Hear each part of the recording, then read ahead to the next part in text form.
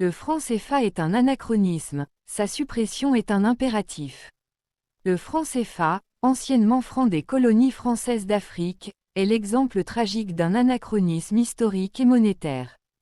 Créé et mis en place en Afrique noire francophone par les autorités coloniales au sorti de la Deuxième Guerre mondiale, il s'est révélé extrêmement efficace pour ponctionner massivement et à peu de frais, les immenses richesses des colonies qui étaient payées en une monnaie qui n'avait cours légal ni au niveau international, ni même entre les blocs de pays composant l'Afrique occidentale française AOF et l'Afrique équatoriale française AEF.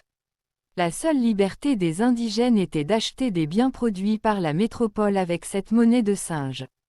Ce système monétaire colonial qui a perduré durant près de 80 ans et se poursuit encore aujourd'hui, permet à la France d'assurer la sécurité sociale pour sa population et de faire illusion comme puissance mondiale.